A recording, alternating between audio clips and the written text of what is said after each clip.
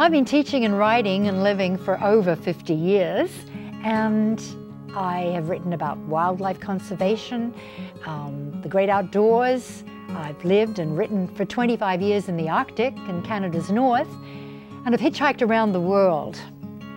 And it is those experiences and that passion I feel about those experiences that I bring into my writing and into my teaching, into the classroom. I believe in writing about my passions, whatever they are, and I believe in triggering the passions of my students or anybody in life. Like crazy things, but find something in your life that you're passionate about, that you want to tell a story, that you want to say, you want to go home and tell your mother, do you know what happened to me today? And you want to go and phone your friend, your mate, and tell them about it. I live life like a story. I've always got my antenna up here asking questions. So I want you to think of the things that you're passionate about.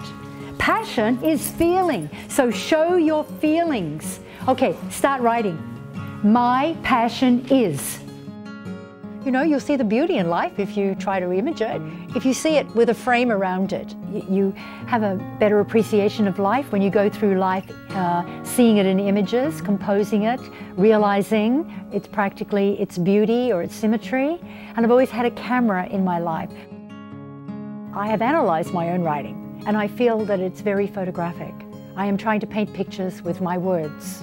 So if any of you are looking for ideas to write, just write your diary, pay attention to what's happening in the day, and ask questions, and you will all be writers together.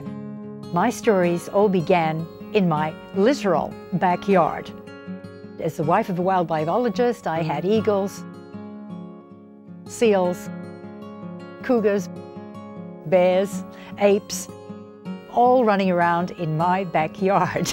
So who would not want to tell somebody about that, write about those? I've experienced and lived so many things to write about. And when you're so fascinated by what happens to you on a daily basis, you live life as a story, life as an adventure, and you want to communicate it, tell somebody. You might start telling your mother first, and then you tell the wider world. Write what you're passionate about, write what you're close to. You can write about anything.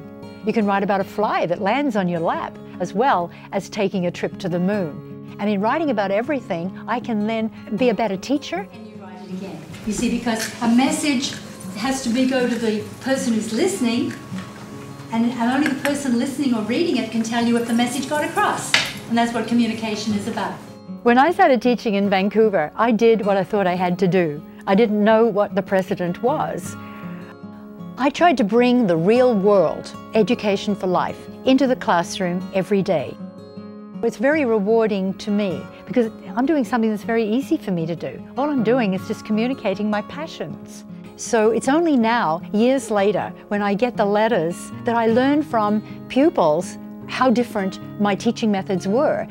I did my formal teaching in the 1960s, and yet students are still finding me today and telling me that it was the best years in their whole school life.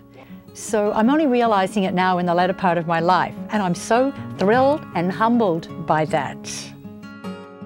Once I started talking about you again with the teaching assistant, I said, you know, Lyn was the teacher for me. She was the one who inspired me. So when I applied for teaching college, that's what I wrote. Why do you want to be a teacher? And I said, well, because I want to be a teacher like Miss Hancock. She was one of my inspirations and made it come alive for me. So I wanted to be somebody who could do that as well. My passion is soccer. It gives me a thrill of excitement when I wake up in the morning getting all my things together. Once it was 6 a.m. in the morning, I went to Lake Tabasco, except he wasn't there. I flicked on this light and looked in my around. chest. I thought, whoa, what a bird. As I started sketching, it took her some time, but she caught all the mice. Tabasco got into a lot of trouble in grade 6, though. He was getting pretty rambunctious by this time with all the attention. Because in the end, it's all about connecting and caring for the people and for the world in which we all live. Let's thank Miss Hancock